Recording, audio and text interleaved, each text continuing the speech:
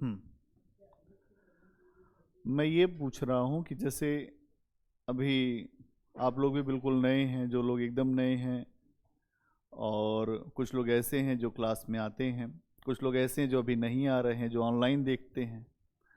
अब सबकी अपनी अपनी स्थितियां हैं, क्योंकि जो पढ़ने का काम है वो आसान होता नहीं है कि रोज आना और रोज पढ़ना। अगर इतना आसान होता तो हर व्यक्ति आईएएस होता। देखो, एक चीज समझ लो कि जीवन में अगर आपके निरंतरता नहीं है, कंटिन्यूटी नहीं है, तो आप बहुत कुछ हासिल नहीं कर पाओगे। पढ़ते सभी लोग हैं, यूपीएससी या स्टेट, कोई भी एग्जाम आपको देना हो, हमेशा आपने देखा होगा कि जो रेगुलर है अध्ययन में, या जो रेगुलर अभ्यास करता है, वही व्यक्ति सेलेक्ट हो पाता है। जैसे धावक है, अगर कोई जो रनर है, दौड़ता है, दौड़ में हर व्यक्ति दौड़ नहीं पाएगा। ये डेली वाला काम है दौड़ने का। जो डेली पार्क में जाके पसीना बहाएगा वही रेस में जीत पाएगा।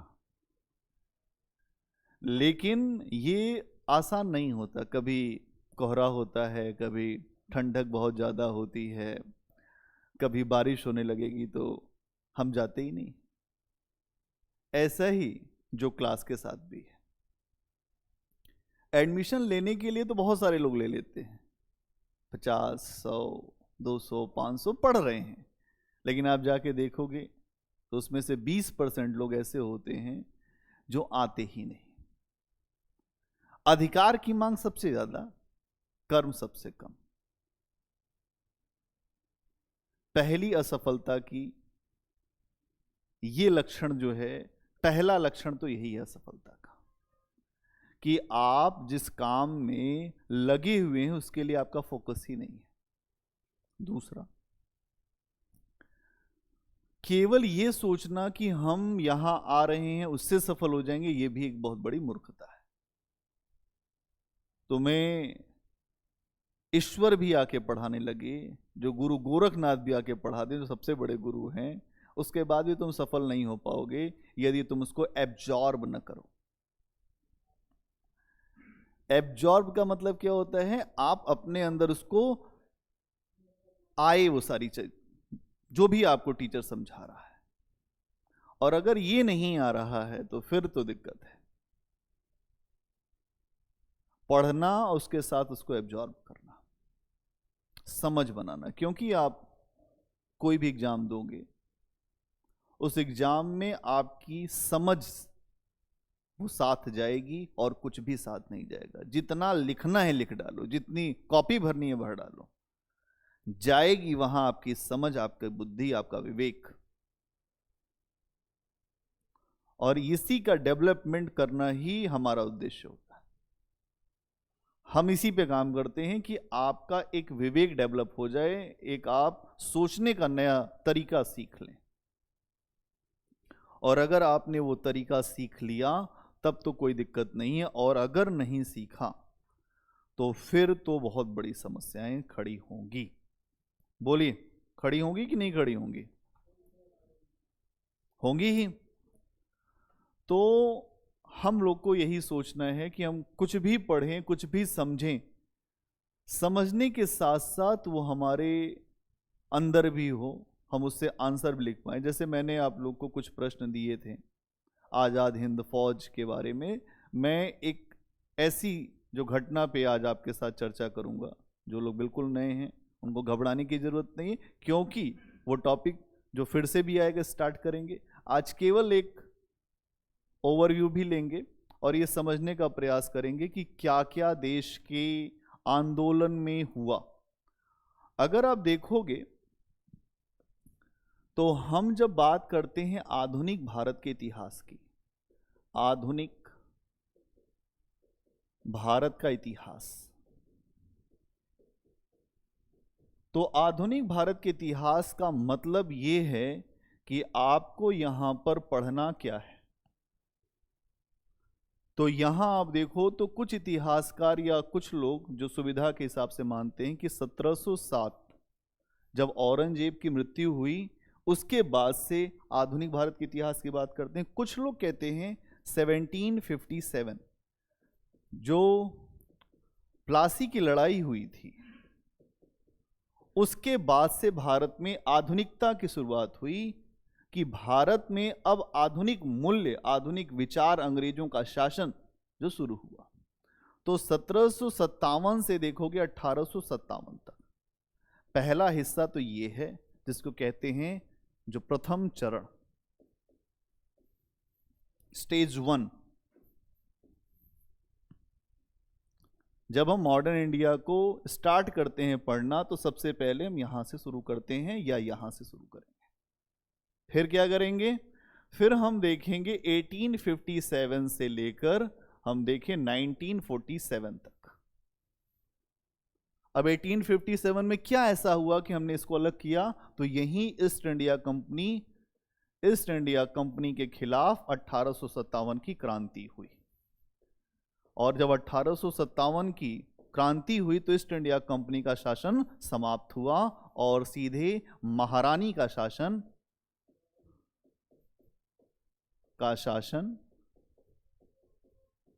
शुरू हुआ। विक्टोरिया, वहां की महारानी थी इंग्लैंड की विक्टोरिया। आमतौर पे अगर आप ये भी देखेंगे तो ईस्ट इंडिया कंपनी में महारानी खुद भी भागीदार थी। 213 भागीदार थे ईस्ट इंडिया कंपनी में, उसमें खुद इंग्लैंड की महारानी भी पार्टिसिपेट कर रही थी। तो ईस्ट इंडिया कंपनी को हल्के मत लेना, इसीलिए यहां पर ईस्ट इंडिया कंपनी को बहुत सहायता की गई, सहयोग किया गया और आगे बढ़ाने का प्रयास किया गया। जब 1857 में ईस्ट इंडिया कंपनी के खिलाफ बड़े पैमाने पर विरोध हुआ और ये लगा कि कंपनी का शासन ही उखड़ जाएगा और बहुत सारे उस समय अप्रोचेज आए। लॉर्ड कैनिंग जो उस समय था भारत में जो गवर्नर जनरल, उसने कहा कि अगर जो सिंधिया भी हमारा विरोधी हो गया होता तो हमारे पैर यहां से उखड़ गए होते, हमें अपना बुरिया बिस्तर बांधना पड़ता। इतनी स्थितियां खराब हो चुकी थी 1857 में। तो यहां से भारत का शासन ईस्ट इंडिया कंपनी के हाथ से लेकर सीधे ब्रिटेन के अधिकारता में दे दिया गया, महारानी की अधिकारता में दे दिया गया। इसीलिए यहां से जो वायसराय का पद आपको दिखाई देगा, वायसराय का मतलब होता है प्रतिनिधि। जो गवर्नर जनरल होता था अब उसको वायसराय के रूप में समझा गया। ठीक है, फिर क्या है, उसके बाद आप देखते हैं कि इंडिया आफ्टर इंडिपेंडेंट 1947 के बाद भारत, 1947 से 1991 स्वतंत्रता के बाद भारत, ठीक है, स्वतंत्रता के बाद भारत किस समय भारत में क्या क्या समस्याएं थी, अब हम ये देख रहे हैं, ये फ्लो चलता है। तो इतिहास क्या है, निरंतरता और परिवर्तन की कहानी है। क्या है, निरंतरता और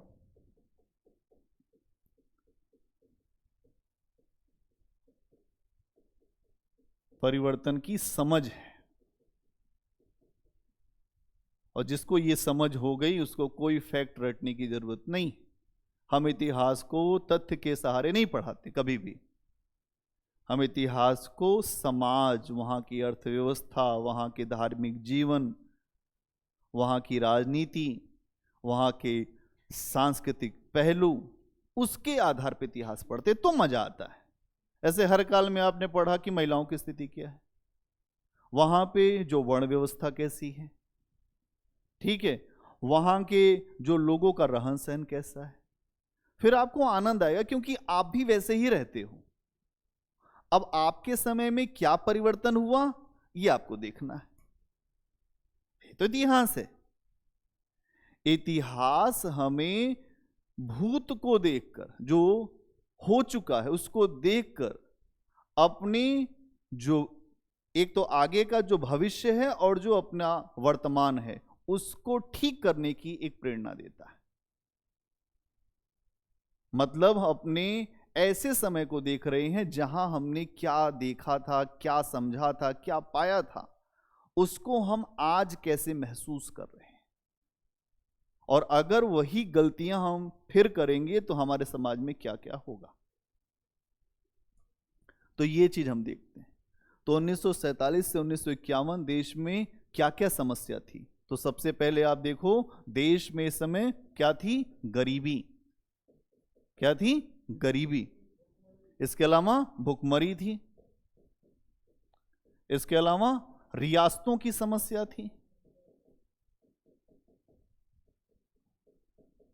इसके अलावा विश्व में एक शीत युद्ध चल रहा था, उसमें हम किधर जाएं? जो यूएसए की तरफ जाएं कि यूएसएसआर की तरफ जाएं? कई समस्याएं चल रही थी। भारत अभी जब हुआ था, निर्मित हुआ था, आजाद हुआ, तो उसके सामने, भारत के सामने कई बड़ी समस्याएं मुंह खोल के खड़ी थी। अशिक्षा, अरे बेरोजगारी तो मान लो है ही। इसके अलावा और क्या होगा आप देखोगे? हाँ, धर्म का इशू, धर्म के मुद्दे चल रहे थे। ठीक है, बिल्कुल ठीक। जब हम 1947 से 1951 तक का पूरा इतिहास देखें, ये सारी चीजें पढ़ें। 51 में आप देखेंगे, 1991 में आके आप देखेंगे तो भारत में एक बड़ी आर्थिक मंदी। हमारे पास जो 15 दिन का राजकोष नहीं बचा था कि हम अपना भुगतान कर पाए, जिसको कहते हैं बैलेंस ऑफ पेमेंट, बीओपी। तो ये सारी स्थितियां हम देखते हैं आगे चल के आजादी के बाद भारत के इतिहास में। ठीक है, इसके अलावा और क्या हम पढ़ते हैं इतिहास में? ये इतना सेगमेंट हो गया जो आधुनिक भारत। अब आधुनिक भारत के इतिहास को समझते समझते विश्व का इतिहास भी बीच बीच में आता है।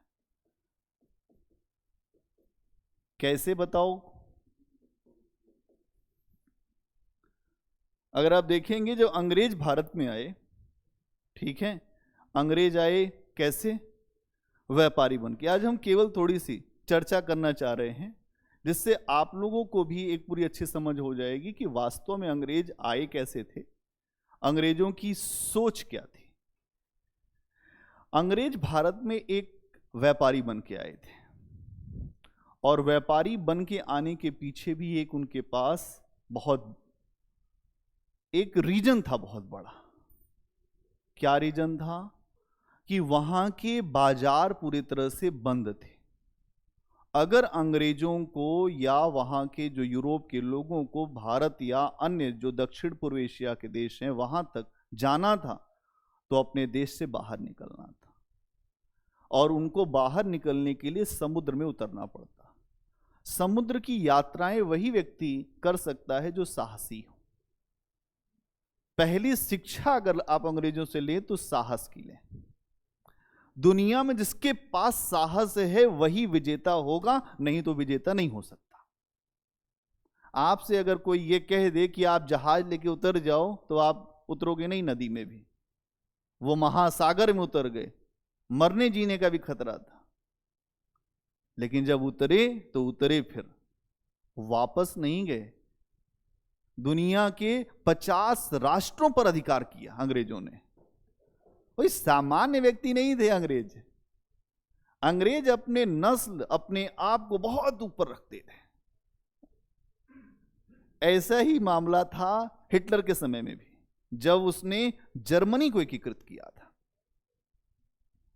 तो अंग्रेज जब भारत में आए तो यहां पर व्यापारी बन के आए, और जब व्यापारी बन के आए तो व्यापारी के रूप में उन्होंने बहुत सारे पैसे खर्च किए भारत में अंदर आने के लिए।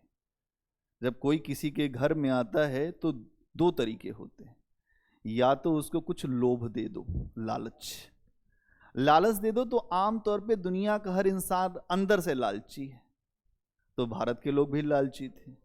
उस सोने का सिक्का दिखाया, पोटली फेंका, यहाँ के सारे नवाब सब जो हैं वो धीरे धीरे, हाँ ठीक है, बढ़िया है।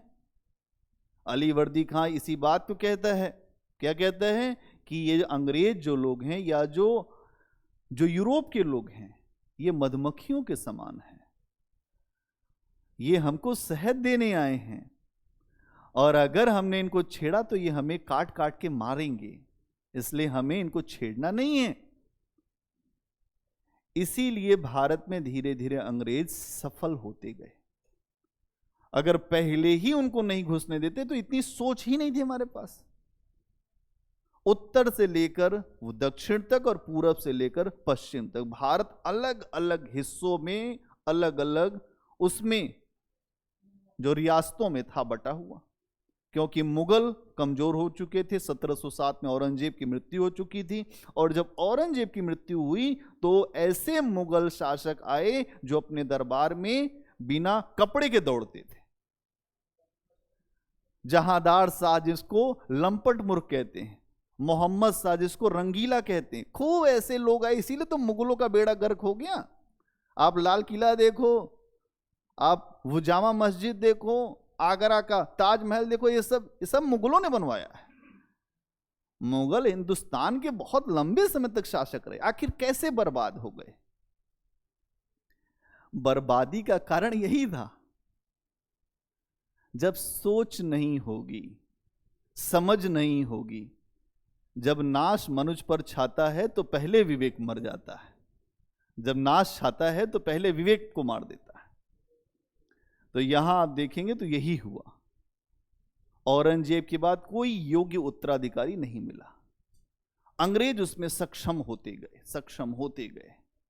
तो अंग्रेज इतिहासकार कहते हैं कि अंग्रेजों ने भारत को बेखबरी के दौर में जीत लिया। एक प्रश्न आया था ऑप्शनल में, खबर नहीं लगी हमें और हमने भारत को जीत लिया। ऐसे जीता, बेखबरी के दौर में जीत लिया। क्या यह ठीक बात है? नहीं। अंग्रेज, आप किसी को आए हो जो अंदर से मन बना के कि हमको यहां पर उसको जीतना है, तो ये बात तो आप इसलिए कह रहे हो कि हमारी आलोचना ना हो, कि हमको कोई ये ना कहे कि हमने आपका इतना नुकसान किया। आप ऐसे थे तो हम सफल हो गए। फिर अंग्रेजों ने भारत में ब्रेन वॉश किया सबका। क्या किया? Brain wash. ब्रेन वॉश का मतलब ये होता है कि आपको इतना छोटा दिखा दें, नीचा दिखा दें कि आप अपने आप को कुछ मत मानो। इसीलिए अंग्रेज जब आए तो भारत का इतिहास लिखा गया। हमारे पास तो कोई इतिहास भी नहीं लिखा हुआ था। अंग्रेजों के आने के बाद ही तो इतिहास लिखना शुरू किया हमने। जब अंग्रेजों ने हमारे बारे में खूब उल्टा पुल्टा लिखा तो हमने भी अपने बारे में अच्छा अच्छा लिखा। तो अंग्रेजों का दृष्टिकोण साम्राज्यवादी, हमारा दृष्टिकोण राष्ट्रवादी। जब आप पुस्तक पढ़ेंगे उसमें खूब बड़ी बड़ी बातें लिखी। साम्राज्यवादी दृष्टिकोण मतलब ब्रिटिश एम्पायर को मजबूत बनाने के लिए भारत में जो अप्रोच होगा उस तरीके से इतिहास लिखा जाएगा। समझी? कुछ समझ में आ रहा है? क्या समझी? क्या इतिहास लिख रहे हैं अंग्रेज? कैसा इतिहास लिखवा रहे हैं? अपने लिए कि वो भारतीयों के लिए? किसके लिए लिखवा रहे हैं? अपने लिए। हाँ, आप समझ गई तुम। अपने लिए लिखवा रहे हैं। क्यों लिखवा रहे हैं? क्योंकि भारत का शोषण करना, और दूसरा भारत के बारे में जानकारी हासिल करना, कि भारत जिसके ऊपर शासन करना है सबसे पहले उसकी पूरी जानकारी, उसकी पूरी कुंडली निकालनी है कि ये लोग हैं कौन भारतीय, क्या इनका रहन सहन है, क्या इनकी सोच है, क्या इनकी हिस्ट्री है, और अगर हिस्ट्री में इनकी कोई अच्छी चीज है तो उसको सामने नहीं लाने देना है। अच्छाइयों को नहीं दिखाना। अगर ये अच्छाई को जान जाएंगे तो ये हमारे शासन में क्यों रहेंगे? अमेरिका में ये घटना हो चुकी थी अंग्रेजों के सामने। अमेरिका भी अंग्रेजों का उपनिवेश था, तो अमेरिका उनका मोती था। वो मोती उनके हाथ से निकल गया। उसके बाद भारत में उन्होंने अपनी शक्तियां और कड़ी कर दिया कि भारत हाथ से नहीं जाना चाहिए। भारत से बहुत पैसा जाता था इनके पास। मैंने इसके पहले भी आपको बताया था कि इंग्लैंड का जो औद्योगिकरण हुआ, इंग्लैंड का जो बहुत तेजी से जो विकास हुआ और वो पूरी दुनिया पर छाया, उसके पीछे चाहिए पैसा। पूंजी का संचित होना। जिस देश में पूंजी संचित होती है वो देश ही आगे बढ़ता है। ध्यान समझ लो, आपके देश में जो पूंजी संचित हो सकती थी निर्यात के द्वारा, व्यापार को उत्साहित करने के द्वारा, अपने लोगों को प्रोत्साहन के द्वारा, वो सारा कुछ हो ही नहीं पाया, क्योंकि अंग्रेज घुसपैठिया था जिसने भारत का चरखा तोड़ दिया और यहां के किसानों को बेबस बना दिया। यह कहता है मार्क्स कि अंग्रेज घुसपैठिया था जिसने भारतीय हथकरघे को तोड़ दिया, क्योंकि भारत का सूती कपड़ा इतना अच्छा था कि उसके लिए पूरा यूरोप दीवाना था। यूरोप में कोई भारतीय कपड़े को जो प्रतिस्थापित करने के लिए इंग्लैंड के पूरे लोग लग गए और यहां के कपड़े बनाने वाले लोगों के अंगूठे कटवा लिए गए। इस देश पर बहुत जुल्म हुआ है, भारत के वासियों, बड़ा जुल्म हुआ है, और अंग्रेज जितनी बार माफी मांगे उतना कम है। लेकिन समस्या इस बात की है कि इतिहास हम अच्छे तरीके से नहीं पढ़ पाते। हम सोचते हैं कि जो पुस्तक में आप अपने तरीके से समझो, जो पुस्तक में तो है ही, लेकिन आप कैसे इतिहास को देखोगे, और ये जो दृष्टिकोण है ये जब देखोगे तब तुम्हारी समझ बनेगी कि वास्तव में इतिहास कोई तथ्यों का संग्रह या बंडल मात्र नहीं है कि 1757 में हुआ, 1756 में हुआ, 1753 में हुआ, 1760 में हुआ। ऐसे ही लोग इतिहास पढ़ते हैं और ऐसे लोग पढ़ाते हैं, क्योंकि हमने अपने विश्वविद्यालय के अध्यापन के दौरान ये सारी चीजें छोड़ी और एक अलग तरीके से अप्रोच पे गए, और वही आप लोग को देते हैं, और ये बच्चे आमतौर पर अच्छा लगता है, उनको आता है पसंद, और यही दृष्टिकोण आपको रखना भी है। पूरी यात्रा होनी चाहिए। फिर अंग्रेजों ने क्या किया भारत में? अंग्रेजों ने धीरे धीरे धीरे धीरे अपने पैर जमाने शुरू किए। मैंने आपको बताया था कि 1757 के पहले अंग्रेज भारत में 2 करोड़ से ज्यादा सोना और चांदी लेकर आए थे अपने व्यापार को जो प्रोत्साहित करने के लिए। उन्होंने भारतीयों से सामान खरीदा था, उसके बदले में पैसे दिए थे। लेकिन 1757 प्लासी की एक छोटी सी लड़ाई की विजय के बाद अंग्रेजों का भाग्य सितारा जाग उठा। वो लड़ाई नहीं थी, छल था।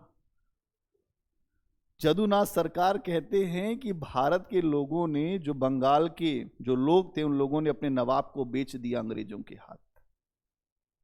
बड़े इतिहासकार हैं जदुनाथ सरकार, वो कहते हैं कि भारत के अमीरों ने, धनवानों ने अपने नवाब को बेच दिया। यहां बेचने का कॉन्सेप्ट बहुत पुराना रहा है।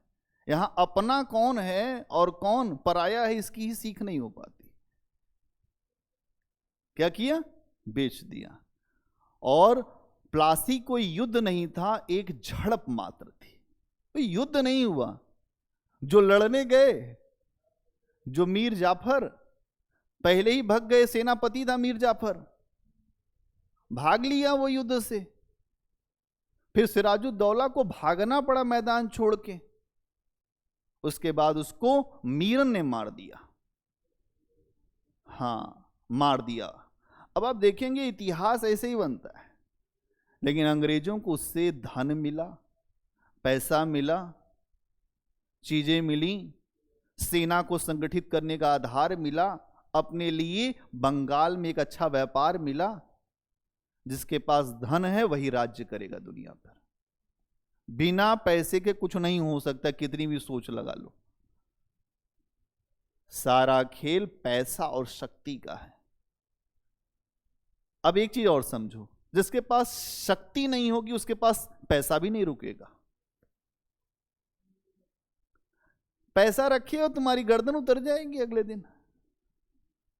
भाई अगर आपने जो देखा होगा कि वो सोने की चैन पहने हैं, या कुछ लोग ऐसे भी होते हैं कि वो सोने का ही जो शर्ट बनवा लेते हैं, पूरी शर्ट सोने की, खूब दिखाया, वीडियो पे वायरल किया, अगले दिन गर्दन उतर गई। तुमने तो सोने की शर्ट पहनी, लेकिन उसकी सुरक्षा करने की तुम्हारे पास भाई जो शक्ति नहीं है, तो तुम क्यों दिखा रहे हो? धन वही दिखा सकता है जिसके पास शक्ति हो।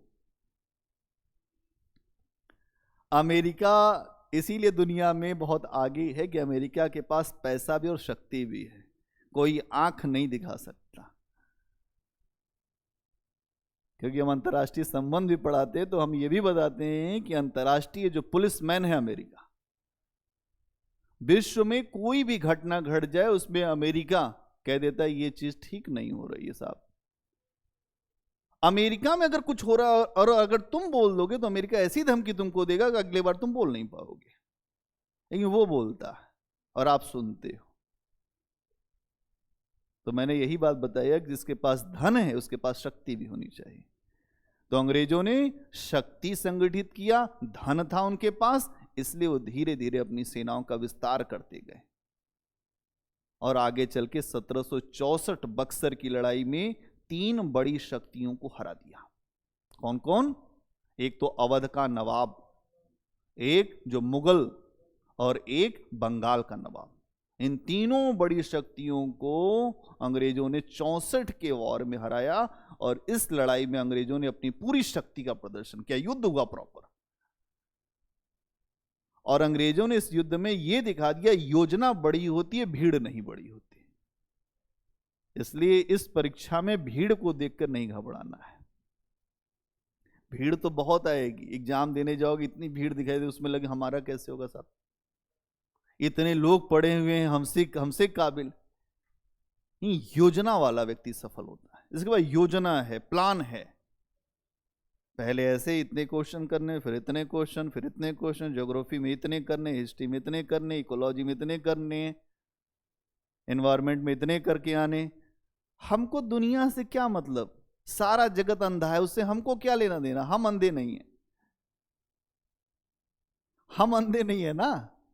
कबीर कहते हैं कि ये पूरी जो दुनिया अंधी है, लेकिन हमें अंधा नहीं बनना है तो अपनी आंख जो और मजबूत करनी पड़ेगी और शक्तिशाली बनानी पड़ेगी। वो तरीका है सोच में, वो तरीका आपकी समझ में है। और फिर आप देखेंगे कि अंग्रेज धीरे धीरे धीरे धीरे पूरे हिंदुस्तान पर जो भी शक्तियां थीं उससे टकराए और उस समय टकराए जब तक उसको कमजोर वो नहीं कर पाए। मतलब अगर आप देखेंगे वो मराठों से उस समय टकराए जब मराठे कमजोर हो गए। ऐसे समय में नहीं टकराए जब मराठे मजबूत थे। नाना फडणवीस जैसे लोग थे तब तक वो नहीं टकराए, बाद में टकराए। जब ऐसे लोग अपने आप को पेशवा घोषित करने लगे जिनका कोई आधार नहीं था। पेशवा जो द्वितीय था उसने ये कहा कि हम हर चीज देने को तैयार हैं, बस खाली हमको पेशवा बना दो अंग्रेजों। इसके अलावा आप देखोगे कि मैसूर राज्य, हैदर अली, जहां भी अंग्रेज गए वहां पर एक निश्चित पैटर्न था। हैदर अली बहुत मजबूत था, लेकिन हैदर अली के खिलाफ पूरे भारतीयों को अपने साथ जोड़ लिया। जो मराठा को जोड़ लिया, हैदराबाद के निजाम को जोड़ लिया। जैसा जैसा समय आया वैसा कैसे तो ऐसा है कि हम तुम्हें देंगे, ठीक है, हमारे साथ चलो। तो अंग्रेज बहुत होशियार थे। इसी युद्ध के बारे में यह कहा जाता है कि हमने अपने मित्रों को बहुत शक्तिशाली भी नहीं होने दिया और अपने मुख्य शत्रु को मार गिराया। मतलब यह है कि जो हमारा मूल शत्रु था वो मैसूर राज था, उसको हमने मार गिराया और अपने मित्रों को भी बहुत ज्यादा शक्तिशाली नहीं बनने दिया। बाद में हम मित्रों की भी गर्दन उतारेंगे। बकरे की मां कब तक खैर मनाएगी भाई, एक न एक दिन तो आएगी ना घर पे। तो यही हाल था अंग्रेजों का। अंग्रेजों ने चीजों को अपने अनुसार सेट किया। एक एक घटना, कोई भी ऐसी एक घटना बताओ जहां अंग्रेजों ने अपने अनुसार नहीं किया। उनके सामने स्थितियां कुछ और आ गई, उन्होंने पूरा सेट किया था। और जब भारत छोड़ के जाने वाले थे तब भी एक ऐसा भारत छोड़ने वाले थे जो अलग अलग हिस्सों में बटा, बाल्कन प्लान के तहत अलग अलग यहां पर देश हों। 560 से ज्यादा रियासतें थी यहां, उससे ऊपर ही थी। अलग अलग रियासतें थीं, और अलग अलग रियासतों के प्रति एक ऐसी सोच कि वो रियासतें या तो जो भारत में मिलें या तो वो पाकिस्तान में मिल जाएं, नहीं तो उन्हें आज़ाद होने का भी अधिकार दिया गया था। क्योंकि एक यहाँ पर जो नियम रखा गया था 1857 के बाद, जिसको कहते हैं वो ब्रिटिश पैरामाउंटी का। क्या नियम था ब्रिटिश पैरामाउंटी का? कि यहाँ के जो भी राजा महाराजा होंगे वो इंग्लैंड की महारानी के प्रति जवाबदेह हैं। उनकी सुरक्षा की जिम्मेदारी, उनको सहयोग देने की जिम्मेदारी इंग्लैंड की महारानी की होगी। क्यों? 57 के बाद भारतीय जो जमींदार थे, छोटे राजा थे, उनको अपने साथ रखने की एक रणनीति अंग्रेज लेकर आए कि यहां के जो रूलर क्लास हैं उनको अपने पक्ष में रखना है। आजादी की लड़ाई आम जनता ने लड़ी थी, इसलिए आजादी मिली। रूलर क्लास तो नहीं चाहता था ना। कुछ राजा महाराजा थे, लेकिन बाकी राजा महाराजाओं का भारत को आजाद कराने में कोई योगदान नहीं।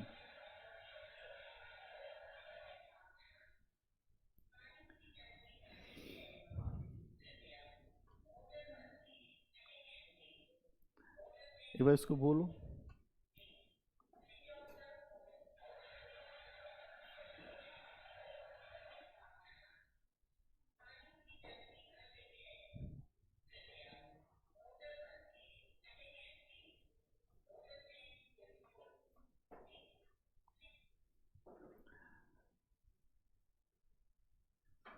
तो पानी की टंकी भर गई थी। अंग्रेजों की जो पाप की जो उनकी स्थिति थी वो भी भर गई थी। इसलिए भारत अपने आज़ादी के लिए संघर्ष करता रहा, और उसके बाद भी हमने बहुत सारी चीज़ों को जो समझा। तो मैं ये बता रहा था कि आपको कि पूरा इतिहास इंटरलिंक है, चाहे वो विश्व इतिहास हो, चाहे वो आधुनिक भारत का इतिहास हो, चाहे वो आगे का इतिहास हो जो समकालीन भारत का इतिहास बोल सकते हो, या हम एंशिएंट की बात करें तो एंशिएंट का भी इतिहास उसी इंटरलिंकिंग का ही अगला रूप है। अगर आप देखो तो इतिहास में हर घटना एक दूसरे से लिंक करती है। हम इस तरीके से देखेंगे। इतनी देर से मैं ये जो बातें बता रहा हूं कि एक आपको अप्रोच पे बात बता रहा हूं कि अप्रोच क्या रहना चाहिए। अप्रोच यही रहना चाहिए। अब एक बात बताओ, आईएनए क्या है? आजाद हिंद फौज। पढ़ा है कुछ? नहीं। हाँ देवी बताओ, क्या है आजाद हिंद फौज? सोच समझ के बताना, ज्यादा जल्दबाजी नहीं, सोच समझ लो, बताओ।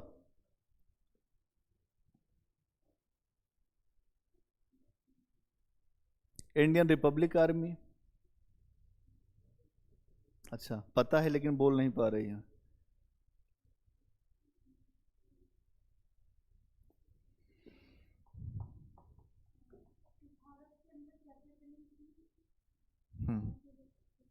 कैपिटलिस्ट लाने के लिए था।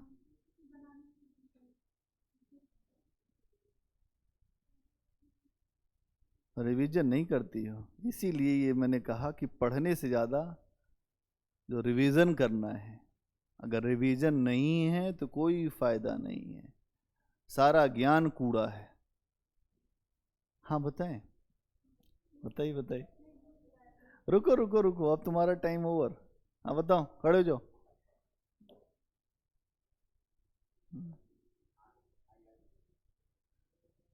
आईआरए बताओ, इंडियन रिपब्लिक आर्मी। हम्म कहाँ पे? हम्म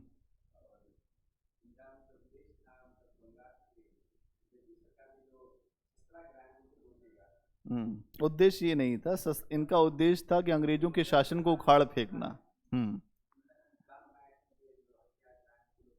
हम्म और जो जो 12 साल। हम्म हम्म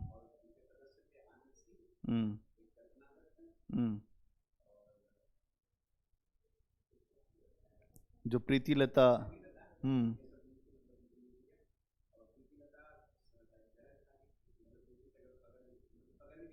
हम्म।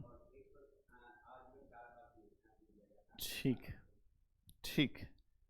अच्छा है, बढ़िया। बैठो।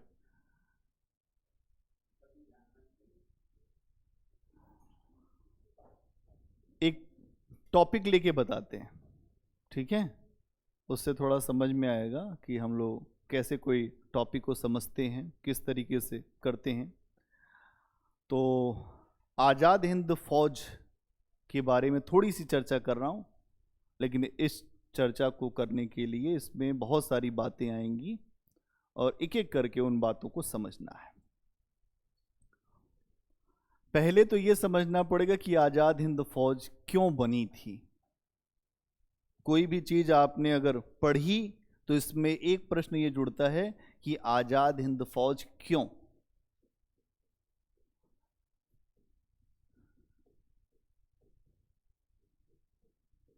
आज़ाद हिंद फौज, नाम है आज़ाद, कराना किसको है? हिंद को आज़ाद कराना है, और उसके लिए एक फौज बनानी है। और ये क्यों बनाई जा रही है, उसके पीछे का आधार समझना होगा। देश में लगातार एक माहौल बना हुआ था कि अब 1930 के बाद अगर हम बात करें तो 1915 में महात्मा गांधी भारत में आए। 1917 में वो भारत के जो आंदोलन है उसमें सक्रिय हो गए। 1920 तक आते आते उन्होंने असहयोग आंदोलन छेड़ दिया, ध्यान समझना। फिर धीरे धीरे महात्मा गांधी के असहयोग आंदोलन में जो महिलाओं की भूमिका बढ़ती गई, क्योंकि उनका आंदोलन अहिंसात्मक था, ठीक है। फिर आप देखेंगे कि 1930 तक आते आते राष्ट्रीय आंदोलन एक नए उभार पर था। राष्ट्रीय आंदोलन एक नए जोश में आ चुका था। क्यों था? इसके पीछे का मैटर समझो। युवा, युवा मतलब शक्ति। शक्ति जिधर जाती है उधर ही जमाना चलता है। अब यहां 1930 तक आते आते भारतीय राष्ट्रीय आंदोलन, और खास तौर पे अगर हम बात करें तो INC, Indian national Congress, INC, Indian national Congress जो 1885 में बना था, वो कांग्रेस अब धीरे धीरे बहुत सक्रिय है भारत के लिए, जो हमारी आजादी की लड़ाई चल रही थी, ठीक है। 1930 तक हम देखते हैं तो युवाओं का एक पूरा अच्छा जुड़ाव भारत के आजादी में उसमें आ चुका था। क्यों? क्योंकि अब आपको एक बात यह समझना पड़ेगा कि भारत में सबसे पहले जब आईएनसी स्थापित हुई थी 1885 में, उस समय हमारे लोगों का अप्रोच क्या था? नरमपंथी। हम पहले नरम थे। क्या करते थे? अंग्रेजों के संवैधानिक सुधार पर हमारा विश्वास था।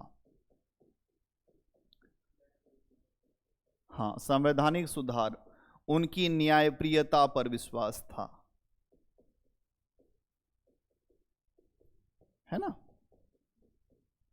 हम कहते थे हम आपको जो प्रतिवेदन देंगे, पत्र भेजेंगे और आप हमारी बातें सुनेंगे, यही तो कहते थे, यही तो कह रहे थे। अंग्रेजों ने ही इंडियन नेशनल कांग्रेस को स्थापित भी कराया था। एओ ह्यूम के द्वारा, एक अंग्रेज अधिकारी के द्वारा ही इसकी स्थापना करवाई गई थी। वो आईसीएस अधिकारी ही था, ध्यान समझना। कांग्रेस को स्थापित इसीलिए करवाया गया था कि भारतीयों के मन में क्या चल रहा है, शिव के मन में क्या है। और सेफ्टी वॉल्व, तड़ित चालक, बहुत सारे शब्द इसके लिए आते हैं। सेफ्टी वॉल्व का मतलब कुकर में अगर बहुत ज्यादा ऊष्मा बनी है तो कुकर फट जाएगा, फटने से पहले सीटी दे दे, जानकारी हो जाए कि विद्रोह क्यों होने वाला है, क्योंकि 57 में एक बार हो चुकी थी गलती। अब अंग्रेज वैसा विद्रोह अपने खिलाफ नहीं चाहते थे। तड़ित चालक क्या होता है कि अगर कभी जो बिजली गिरने वाली हो तो उसके पहले आपने देखा होगा कि जो घर के पीछे एक वो रॉड लगा देते हैं, तार बांध देते हैं कि अगर जो बिजली गिरे तो उस पे आकर ऊपर चली जाए, घर पे ना गिरे। तो ये सिद्धांत है तड़ित चालक का। तो आईएनसी की स्थापना ये हुई। लेकिन धीरे धीरे ये जो रवैया था नरमपंथियों का, इसमें सारे जो बूढ़े लोग बैठे थे, कौन थे? दादा भाई नरोजी, रमेश चंद्र दत्त, है ना। इसके अलावा आप देखोगे जो रनाडे जी, ये सारे लोग बैठे थे और उनके द्वारा अलग तरीके से ये स्तर पे हो रही थी बात। लेकिन इनकी इस रणनीति से एक वर्ग असंतुष्ट हो रहा था, वो था युवा। उस युवाओं ने कहा कि हमारा नजरिया कैसा है साहब? गरमपंथी है, हम एग्रेशन वाले लोग हैं, ये क्या मांगते हो? अगर आप देखेंगे तो ये आरोप लगाएंगे कि नरमपंथी मेढक की तरह से केवल टर टर करते हैं। बहुत सारे आरोप लगाए गए इनके ऊपर कि एक साल में एक बार इकट्ठा होते हैं, फिर कुछ बोल देते हैं, हो ऐसे नहीं आजादी मिलेगी। तो गरमपंथियों ने अपने तरीके से आजादी की लड़ाई को लड़ने का प्रयास किया। इसलिए इंडियन नेशनल कांग्रेस में धीरे धीरे ये जो शक्ति का केंद्र था वो खिसक कर इधर आ गया, वो आ गया जो गरमपंथियों के पास। और ये शक्ति का केंद्र धीरे धीरे, इसमें क्रांतिकारी तत्व भी शामिल हुआ। गोली का बदला गोली और खून का बदला खून। और इसी के ही बहुत सारे लोग थे, HRA, HSRA, बहुत सारे संस्थान बनाए गए, IRA बना। उसी जो सीक्वेंस में बात हम कर रहे हैं कि यहां पर जो लोग थे उन्होंने कहा कि हम आंदोलन करेंगे, भारत मेरा है, मैं इसे लेकर रहेंगे, स्वराज मेरा जन्मसिद्ध अधिकार है, मैं इसे लेकर रहूंगा, तिलक। ठीक है। इसके अलावा आप देखोगे कि और भी बहुत विचार रखे गए और धीरे धीरे कई ऐसे नेता है जैसे लाल बाल पाल, लाला लाजपत राय, जो बाल गंगाधर तिलक और विपिन चंद्र पाल, इन लोगों ने कहा कि हम अपने तरीके से लड़ेंगे। और जब लाला लाजपत राय 1927 साइमन कमीशन की वापसी कराने के लिए मुंबई में आंदोलन कर रहे थे, उनके ऊपर लाठियों का प्रहार हुआ। और वही लाठियों का प्रहार उन्होंने बोला था कि ये जो जो मेरे ऊपर लाठियां पड़ रही हैं ये अंग्रेजों की ताबूत में आखिरी किल के तरह से होंगी, ध्यान रखना। और उसके बाद क्या हुआ? उसके बाद अगर आप देखें तो एक भारत में उत्साह बना और यहां पर भगत सिंह नौजवान सभा के द्वारा एक नया संगठन बनाते हैं, नौजवान सभा। तो नौजवान सभा के द्वारा उन अधिकारियों की हत्या की गई जिन अधिकारियों ने लाला जी को मारा था। जो सैंडर्स हत्याकांड, उसमें बेसिकली उसका रोल था नहीं। भारतीय क्रांतिकारी जब भी मारते थे तो जिसको मारना होता उसको नहीं मार पाते थे, किसी और को ही मार देते थे उल्टे। लक्ष्य हमेशा इनका चूक जाता, लेकिन तब भी ये संकेत के रूप में अच्छा था। फिर आप देखोगे कि धीरे धीरे इन लोगों ने भारत में एक अलग तरीके से रणनीति शुरू की। मतलब इनको सपोर्ट करने के लिए ये भी एक आंदोलन जो पैरेलल चल रहा था कि अगर इनको मारा अंग्रेजों ने तो ये लड़ जाएंगे। और इसी विचारधारा से एक व्यक्ति निकलते हैं, सुभाष, जो यहां के हैं लेकिन यहां से भी जुड़ते हैं तो यहां के, जो गरमपंथी मामले के हैं, लेकिन मजबूरी ऐसी हो गई कि महात्मा गांधी को वो पसंद नहीं आए। क्या हुआ? महात्मा गांधी को जो सुभाष चंद्र बोस का अप्रोच था, अप्रोच पसंद नहीं था। और जब अप्रोच पसंद नहीं होगा तो महात्मा गांधी के साथ चलना सुभाष बाबू के लिए आसान नहीं होगा। मैंने इसके पहले भी आपको बताया था कि जो सुभाष चंद्र बोस युवाओं के बहुत बड़े नेता थे। JL नेहरू और सुभाष चंद्र बोस, ये दोनों ही नेता अच्छे नेता थे, वो अच्छे स्तर पे उनका सम्मान था। जवाहरलाल नेहरू महात्मा गांधी की आइडियोलॉजीज चलते थे, जो महात्मा गांधी कहते थे उनके हिसाब से चलते, उनके एक तरह से आप ये मान सकते हो कि यंत्र थे। लेकिन सुभाष चंद्र बोस वैसे थे नहीं। मैंने इसके पहले भी आपको बताया था कि आईसीएस अधिकारी थे, 5th रैंक थी, इसके अलावा बहुत अच्छे परिवार से आते थे, CR दास के शिष्य थे, बहुत सारी उनके पास था, अनुभव था, और ये जानते थे कि देश क्या मांगता है, देश को क्या चाहिए, इस चीज को जानते थे। तो उन्होंने राष्ट्रीय कांग्रेस में इस बात को रखना शुरू किया। 1930 के बाद 2 ऐसे अधिवेशन रहे, हरिपुरा और वो त्रिपुरी, जहां वो अध्यक्ष के पद पे निर्वाचित हुए। लेकिन वो त्रिपुरी अधिवेशन में अगर हम देखें तो वहां उनके अध्यक्ष पद को चैलेंज किया महात्मा गांधी ने। कहा ऐसा है कि तुम जब भी जीत जाते हो तो फिर हमारी बातें नहीं रखी जा पाती। और महात्मा गांधी अंदर से भी बहुत जिद्दी थे। तो फिर क्या रास्ता बचता है? फिर सुभाष चंद्र बोस को कांग्रेस से अध्यक्ष पद पे रहते हुए कांग्रेस से बाहर निकाल दिया गया। कहा गया ऐसा है कि महात्मा गांधी ने एक स्टेटमेंट दिया, वो स्टेटमेंट बहुत ऐसा था कि जिसने सुभाष चंद्र बोस के कैरियर को वो समाप्त किया। उन्होंने कहा कि ये जो पट्टाभी सीतारामैया जो उनके खिलाफ लड़े थे, जो सुभाष चंद्र बोस के सामने थे जब इलेक्शन हुआ था, तो पट्टाभी सीतारामैया की हार वो केवल उनकी हार नहीं है, मेरी हार है। महात्मा गांधी ने कहा कि ये पट्टाभी सीतारामैया की हार नहीं है, मेरी हार है, और मैं इसे अपनी व्यक्तिगत हार मानता हूं। और इतना कहकर जो बापू ने एक धोती ऐसे किया और वहां से निकल गए। कांग्रेस जो है वो सत्ते में आ गया। पूछना पड़ा कि भैया क्या चाहते हैं? कहे मैं कुछ नहीं चाहता हूं, मैं तो कोई बात नहीं करूंगा इस विषय पर। सुभाष चंद्र बोस ने खुद जाकर उनसे मिले, कहे आप क्या चाहते हैं? कहे मैं तुम्हारी विचारधारा से सहमत नहीं हूं। सुभाष चंद्र बोस ने इस्तीफा दे दिया और 1939 फॉरवर्ड ब्लॉक की स्थापना किया। फॉरवर्ड ब्लॉक की स्थापना किया। फॉरवर्ड ब्लॉक की स्थापना किया 1939, और जिसके तहत धीरे धीरे राष्ट्रीय आंदोलन को आगे बढ़ाने का कार्य किया गया।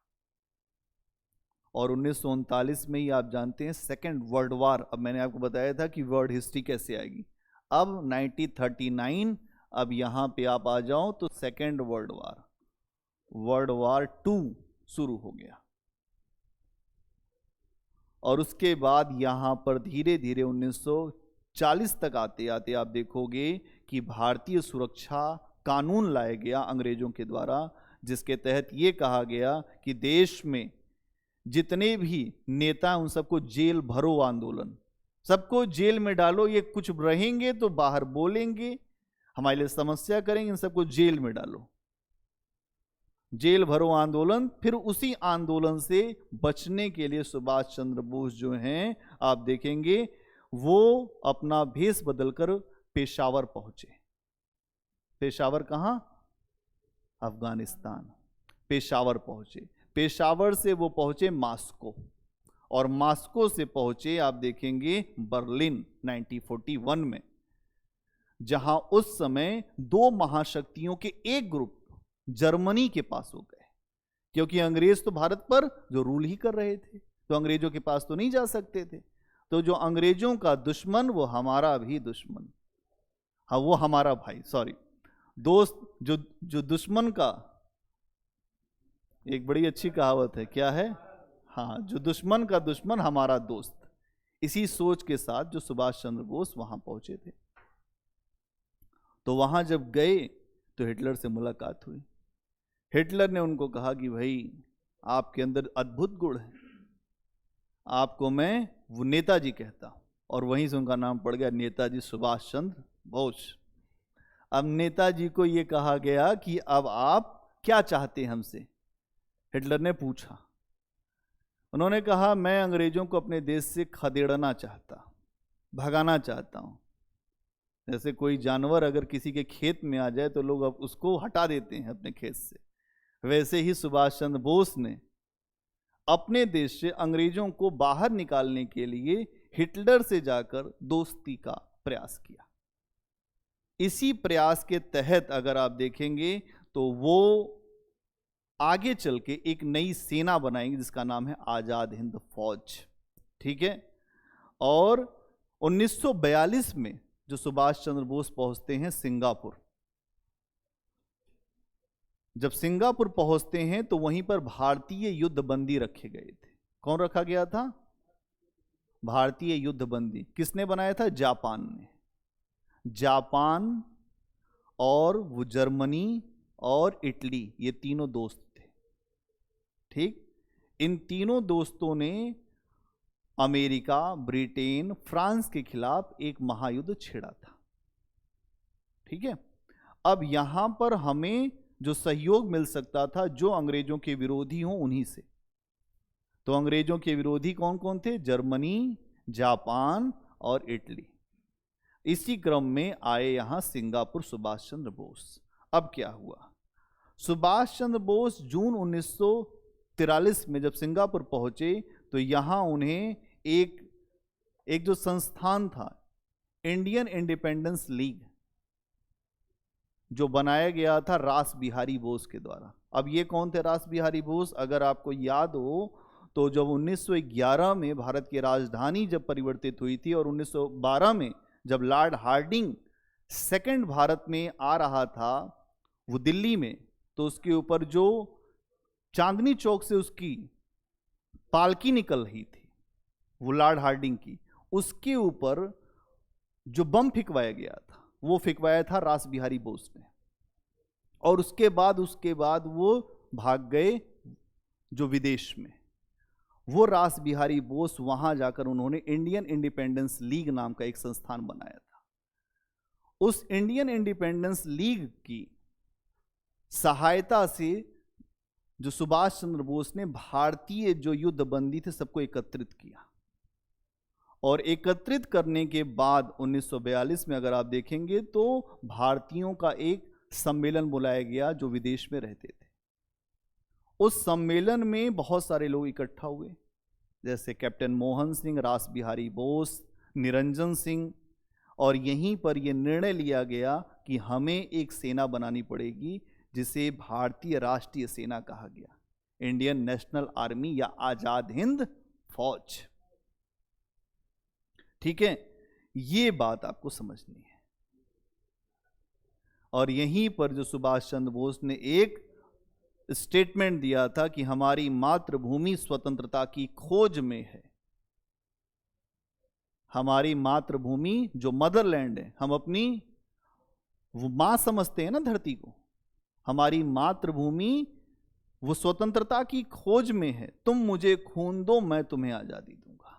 आपने ये सुना होगा कि तुम मुझे खून दो, लेकिन उसके पहले की लाइन ये है कि हमारी मातृभूमि स्वतंत्रता की खोज में है। हमारी मां हमसे आजादी की मांग कर रही है। और जब सुभाष चंद्र बोस ने ये नारा दिया तो महिलाएं भी खड़ी हो गईं और वहीं पर रानी लक्ष्मीबाई ब्रिगेड बनाई गई। ध्यान रखना, ऐसा नहीं लड़कियां, मैं आपको अक्सर बताता हूं कि लड़कियों ने भी बढ़ चढ़ के भागीदारी किया।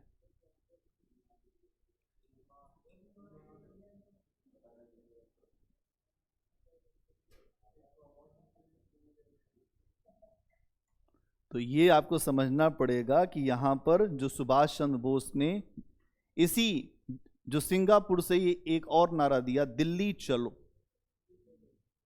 दिल्ली चलो नारा।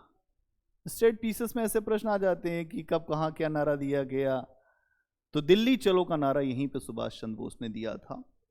और आप देखेंगे कि आजाद हिंद फौज बाद में जब जापान की हार हुई तो आजाद हिंद फौज के सैनिकों को भी जो बंदी बना लिया गया, उनको भी अंग्रेजों के सामने खड़ा किया गया। अब इस बात को समझना पड़ेगा। अंग्रेजों ने इन लोगों के ऊपर, जो आजाद हिंद फौज के सिपाही थे, इनके ऊपर देशद्रोह का मुकदमा चलाया। कौन सा?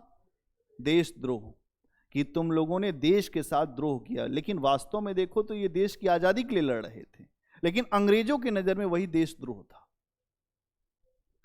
अगर आपको याद आ रहा होगा कि 23 मार्च 1931 को भगत सिंह को फांसी दी गई थी। भगत सिंह की फांसी के बाद जनता बड़ी आहत थी। महात्मा गांधी को काले झंडे दिखाए गए थे, अंडे भी फेंके गए थे कि आप क्या कर रहे थे बैठ के, कि जो भगत सिंह को नहीं बचा पाए। इरविन से क्या बात हो रही थी? आपको भगत सिंह की फांसी को रोकना चाहिए था। युवाओं का बड़ा उनके साथ अटैचमेंट था। भाई, जो आदमी ये कह सकता है कि आजादी ही मेरी दुल्हन है, ये कोई जो सामान्य व्यक्ति तो नहीं हो सकता। भगत सिंह, हर घर में लोग ये बोलते हैं कि भगत सिंह आना चाहिए, बहुत बढ़िया नेता है भगत सिंह। भगत सिंह वो नेता नहीं थे, एक पूरा चलता फिरता जो विचार थे, जिन्होंने सबको ये संदेश दिया कि देश सबसे बड़ा है, नेशन फर्स्ट, राष्ट्र सबसे ऊपर है। अगर राष्ट्र नहीं रहेगा तो हम क्या करेंगे? इसलिए भगत सिंह फांसी चढ़े।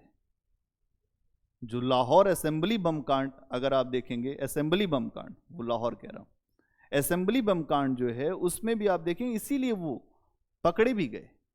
उन्होंने बोला कि हमें किसी को मारना नहीं है, आवाज सुनाना है। जो लोग हमारी बात नहीं सुनना चाहते हैं, बहरे हैं जो, उनको सुनाना है। तो यहां इस बात को समझना पड़ेगा। तो 1931 में तो भारत की जनता ने जो बर्दाश्त कर लिया था, लेकिन अब जनता बर्दाश्त करने वाली नहीं है। 1945 में आजाद हिंद फौज के जो अधिकारी और जो सिपाही थे, उनको गिरफ्तार कर लिया गया। अंग्रेज इस युद्ध में जो विजेता रहे, और गिरफ्तार करने के बाद आप देखोगे कि उन्हें लाल किले में रखा गया और एक मुकदमा चलाया गया जिसको लाल किला मुकदमा कहते हैं। यह मुकदमा 5 नवंबर से 11 नवंबर 1945 के बीच चलाया गया। और इस मुकदमे में एक सबसे खास बात यह रही कि भारत की जनता 1945 तक आती आती इतनी ज्यादा आक्रामक हो चुकी थी कि वो लाल किला तोड़ने तक के लिए तैयार हो गई थी कि अगर अब फांसी चढ़ाए तो यहां से एक भी अंग्रेज नहीं बच के जाएगा। ठीक है। और इस समय अगर आप देखोगे तो जो लोग पकड़े गए थे अधिकारियों में आजाद हिंद फौज के, उसमें Colonel Sehgal, Colonel Dhillon, Major Shahnawaz Khan, और इन लोगों के ऊपर राजद्रोह का मुकदमा चलाया गया। यह भी प्रश्न आ चुका है कि कौन कौन से आजाद हिंद फौज में कौन से अधिकारियों को पकड़ा गया था। तो ये 3 अधिकारी थे, कर्नल सहगल, कर्नल ढिल्लो और मेजर शहनवाज। इन 3 लोगों को पकड़ा गया और राजद्रोह का मुकदमा चला। और अब इस मुकदमे में जितने भारत के लोग थे, जो वकील थे, जिन्होंने अपने जीवन में अच्छी वकालत की थी, सब ने उस दिन अपना जो वकील वाला कपड़ा अटैची से बाहर निकाल लिया। जो नहीं वकालत कर रहे थे उन लोगों ने भी अटैची से अपना कपड़ा निकाल लिया। जैसे जेएल नेहरू, वो जवाहरलाल नेहरू कहेंगे आज हम भी वकील का कपड़ा पहनेंगे, और सब ने वकील का कपड़ा निकाला। जैसे इसमें आप देखेंगे तो सर तेज बहादुर सप्रू, जवाहरलाल नेहरू, अरुणा आसफ अली, भोला भाई देसाई, केएन काटजू, ये सब वकील का ड्रेस पहनकर लाल किला पहुंच गए। ऐसा है कि अब आजाद हिंद फौज के जो हमारे अधिकारी हैं, इनको कोई नुकसान नहीं पहुंचना चाहिए। लेकिन इन लोगों के सारे पैरवी करने के बाद भी मौत की सजा, फांसी की सजा इन्हें दी गई। ध्यान से समझिए कि सब कुछ करने के बाद इनकी फांसी की सजा लोग रुकवा नहीं पाए। और जैसे ही जनता को पता चला, उस समय तो अखबार भी आ रहे थे, पता चला कि आजाद हिंद फौज के जो भी अधिकारी हैं सबको राजद्रोह के आरोप में फांसी की सजा दे दी गई। जनता ने लाल किला घेर लिया। पूरे देश में गहरा रोष और क्रोध फैल गया। अंग्रेजों के खिलाफ नारे लगाए जाने लगे अलग अलग स्थानों पर। और जो दिल्ली के आसपास लोग थे, उन लोगों ने एक नारा दिया, लाल किला तोड़ दो, आजाद हिंद फौज को छोड़ दो। और इस नारे का इतना असर हुआ कि जो उस समय वायसराय थे लॉर्ड वेवेल को भय के कारण, डर के कारण अपनी विशेष शक्ति वीटो का प्रयोग करते हुए इन सबका फांसी माफ करना पड़ा। जैसे अगर आप देखते हो तो भारत के राष्ट्रपति के पास एक अलग से विशेष अधिकार होता है वीटो का, जिससे वो हर प्रकार की सजा को माफ कर सकते हैं। वैसा ही अधिकार वायसराय के पास भी था। ठीक है, कुछ समझ में आया? क्या समझे?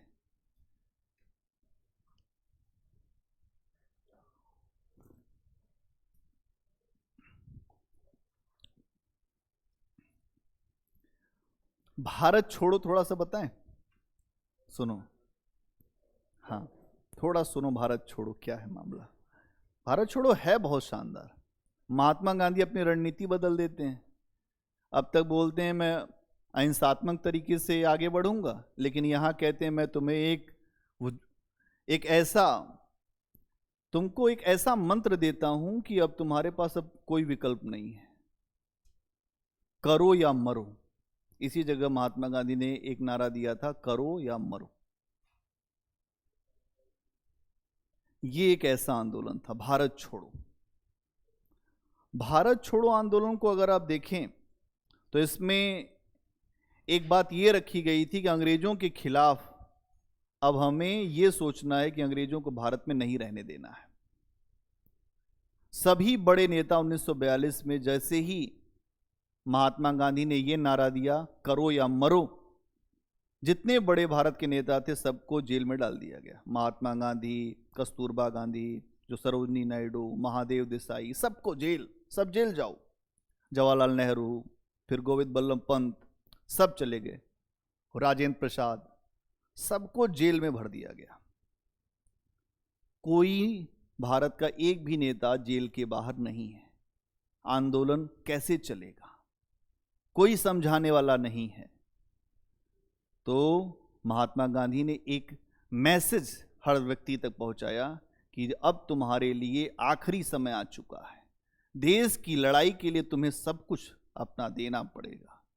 जनता अपने आप मोटिवेट हो गई।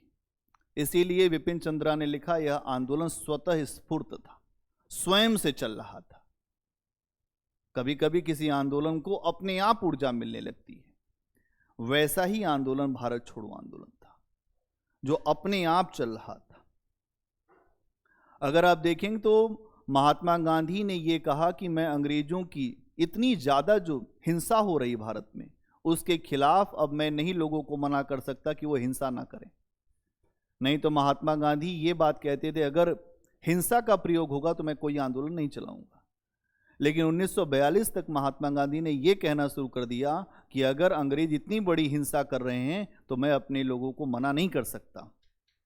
इसीलिए 1942 का आंदोलन हिंसात्मक हो गया और इसके परिणाम स्वरूप भारत की जनता ने कहा कि हमें आजादी से कम कुछ नहीं चाहिए, कंप्लीट इंडिपेंडेंस। और ये कहा अंग्रेजों भारत छोड़ो। नहीं, लोग कह देते हैं कि अब छोड़ दो, तोड़ो तोड़ो कारा, निकले फिर गंगा जलधारा। तोड़ना ही होगा सब कुछ। जैसे लाल किला तोड़ने की बात हो रही थी, अब ये कहा गया कि तुम ये देश छोड़ दो, तो देश छोड़ने की बात हुई।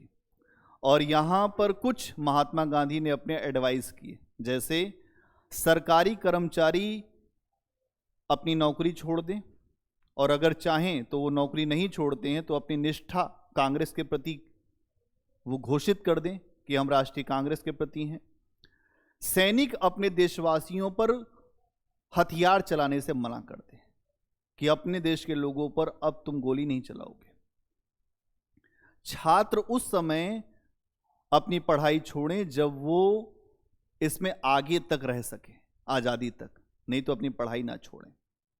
और राजा महाराजाओं को भी एक मैसेज दिया गया कि ऐसा है राजा जी, आपकी सत्ता बहुत दिन चल ली, राजा महाराजा अब तुम सब आम जनता जो है उसकी सत्ता मानो, आम जनता को अपना हर चीज स्वीकार करो, उसकी प्रभुसत्ता मान लो।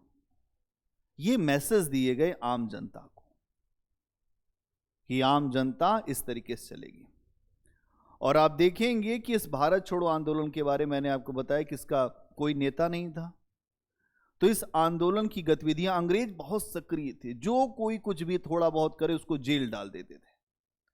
तो इस समय बहुत सारे ऐसी गतिविधियां चली जो अंडरग्राउंड होके चली, पता नहीं चला कहां कौन है बैठा हुआ, उसने सूचना एक स्थान से दूसरे स्थान पर भेजी, इस तरीके से चला। और ये जो गतिविधियां चलाई गई वो एक संस्थान के द्वारा उसको संचालित किया गया, जिसका नाम था फॉरवर्ड ब्लॉक, जिसको बनाया था सुभाष चंद्र बोस ने। सुभाष चंद्र बोस के द्वारा जो फॉरवर्ड ब्लॉक बनाया गया था, उसके सदस्य थे बहुत सारे लोग। कौन कौन? राम मनोहर लोहिया, जय प्रकाश नारायण जेपी, अरुणा आसफ अली, छोटे भाई पुराणिक, इसके अलावा वो सुचित्रा जो कृपलानी, बहुत सारे नेता थे। और इन लोगों ने अंडरग्राउंड होकर, भूमिगत होकर इस समय का आंदोलन चलाया जो भारत छोड़ो का। क्या किया? रेडियो की स्थापना की गई, ऐसा रेडियो जो अंग्रेजों के नजर में ना हो और उससे इंफॉर्मेशन लोगों को दी जाती थी कि हाँ, ये जो भारत सरकार का रेडियो है और इससे ये सूचना दी जा रही है कि ऐसा है कि आगे बढ़ो और चिंता मत करो, महात्मा गांधी जी का कुछ संदेश है वो सुनो। ठीक है, जिसमें निरंतर रूप से उषा मेहता और जो राम मनोहर लोहिया, रेडियो पर ये लोग अपनी आवाज जो देते थे और भारत की जनता को जागृत करते थे। तो इस तरीके से भारत छोड़ो आंदोलन चला और इस तरीके से हमको समझना था। आई बात समझ में? तेरी समझ में आती है? जब पूछते हैं तब बताया करो, जो समझ में आए और फिर ना बता पाए तो वो समझना किस काम का। तुम शंख पुष्पी पियो।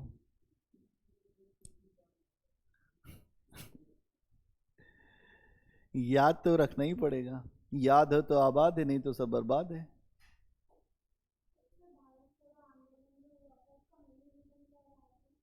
भारत छोड़ो आंदोलन का जो जो सबसे महत्वपूर्ण कारण है वो ये है कि भारत की जनता का अब धैर्य जो है वो एकदम वो जवाब दे गया था।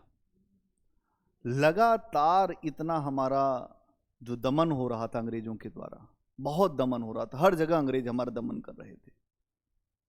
और आप देखेंगे कि 1939 के बाद जब विश्व युद्ध शुरू हो गया तो मुख्य कारण तो यही था कि विश्व युद्ध के बाद हम नहीं चाहते थे कि हम दूसरे महायुद्ध में हों शामिल। और जब हमारी सोच को नहीं स्वीकार किया गया, उसके बाद भी हमें दूसरे महायुद्ध में भारत भी लड़ा था, पता है आपको, अंग्रेजों की तरफ से। तो इसलिए हमारा विरोध था और हम ये चाह रहे थे कि अब हमें छोड़ो, आप, हम अपने हिसाब से निर्णय लेना चाहते हैं। और जब अपने हिसाब से निर्णय लेना चाहते हैं तो आप रहेंगे तो वो निर्णय नहीं ले पाएंगे। ठीक है, इसलिए हमने अंग्रेजों के खिलाफ एक पूरा आंदोलन छेड़ा और आंदोलन के माध्यम से चीजों को सामने रखा और आगे चल के आजादी की लड़ाई हमारी 1947 में पूरी हुई। बहुत लंबा डिबेट है इस पे, लेकिन आज केवल इतनी बात जानो कि इसके पीछे बहुत लंबा आधार है। जो सामाजिक कारण है, आर्थिक कारण है, वो धन निष्कासन का भी कारण है। हमारा जो उद्योग व्यापार था उसको विनाश कर रहे थे। हमारे यहाँ बहुत सारे आंदोलन चले थे, जैसे स्वदेशी बहिष्कार, फिर धीरे धीरे उनका असर भारत में, फिर लोगों के अंदर अवेयरनेस, राष्ट्रवाद का प्रवाह, जो क्रांतिकारी आंदोलन 1930 के बाद, और इन सब का जो मिला जुला असर था कि हमें आज़ादी चाहिए थी। 1942 तक आते आते हर चीज़ की एक उम्र होती है, तो भारत की आज़ादी की भी एक उम्र थी, वो उम्र अब आ चुकी थी। लोग होते हैं ना, कहते हैं मेरी आयु हो गई 18 साल की, वैसे ही भारत की भी एक आयु हो चुकी थी। अंग्रेजों का संघर्ष झेलते झेलते अब भारत को और कुछ नहीं चाहिए, आज़ादी से कम कुछ नहीं। ठीक है, तो ये है यहां इतनी बात। ठीक, तो आज के लिए यहीं रुकिए।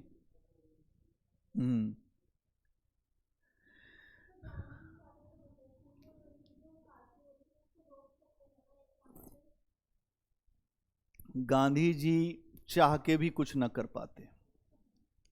गांधी जी के अंदर इतना वो नहीं था कि गांधी जी ये चाहते।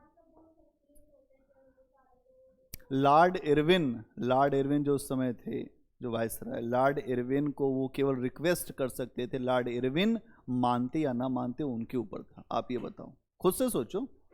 और दूसरी बात, महात्मा गांधी ने ये कहा था कि जो भी हिंसात्मक जो गतिविधियों में शामिल रहे हैं, मैं उनके लिए वायसराय से बात नहीं करूंगा। उन्होंने अपना आदर्श खुद भी बना के रखा हुआ था। और दूसरी बात, वही गांधी जी हैं जो ये कहते हैं कि मैंने वायसराय के सामने वो घुटने पर बैठ के रोटी मांगी, लेकिन बदले में मुझे उन्होंने पत्थर दिया। तो उनको खुद नहीं मिला जो उन्होंने मांगा था, तो वो उनको क्या फांसी से बचाते।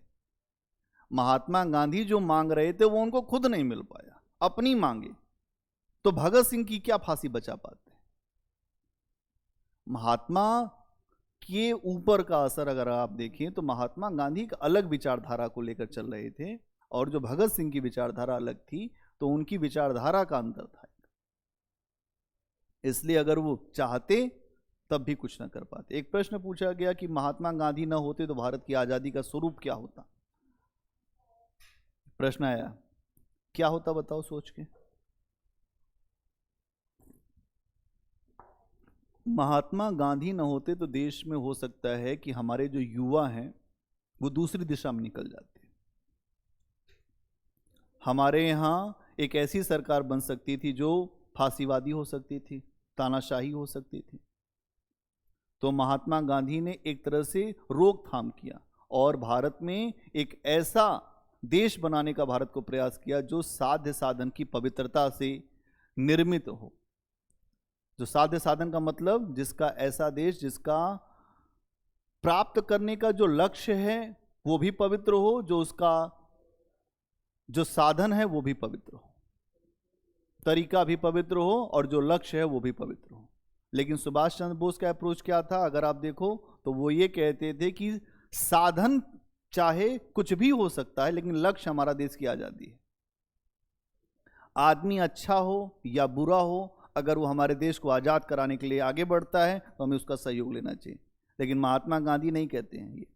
महात्मा गांधी ये कहते हैं कि अंग्रेजों की स्थिति अभी बहुत दयनीय है, उनके खिलाफ मत जाओ, जब हमारा शत्रु थोड़ा मजबूत होगा तब बात किया जाएगा। महात्मा गांधी एक अलग टाइप के थे ना, उनका ये था कि हाँ, साध्य साधन की बात करते थे वो, कि ऐसा नहीं होना चाहिए कि हमारा जो लक्ष्य है उसको प्राप्त करने के लिए चोरी का तरीका नहीं अपना सकते। आईएएस बनने के लिए अब आपने कहा कि हम तो नकल मार लेंगे, तो ये तरीका संभव नहीं हो सकता। लेकिन जो सुभाष बाबू कह रहे हैं कि ऐसा है कि तरीके हर चीज के संभव हो सकते हैं। जब देश की समस्या बहुत वो गंभीर हो गई हो तो हमको कोई भी निर्णय लेने से पीछे नहीं हटना चाहिए। सही थे, लेकिन आपको अगर जो झुकना होगा तो आपको महात्मा गांधी की ही तरफ झुकना है। उनको बाईपास नहीं कर पाएंगे, क्योंकि उनके नाम पर देखिए कितनी जो पार्टियां बन गई और आगे बढ़ रही। उन्हीं का धरना प्रदर्शन करके, सत्याग्रह करके। गांधी जी 21 दिन का उपवास करते थे।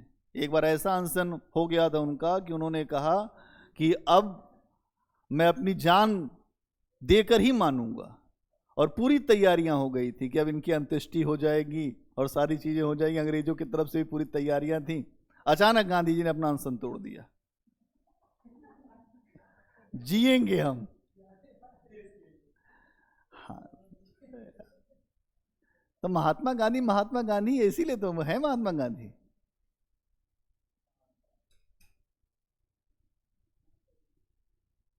और कोई प्रश्न?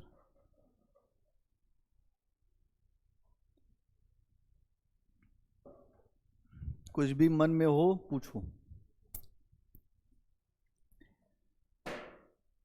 ठीक है,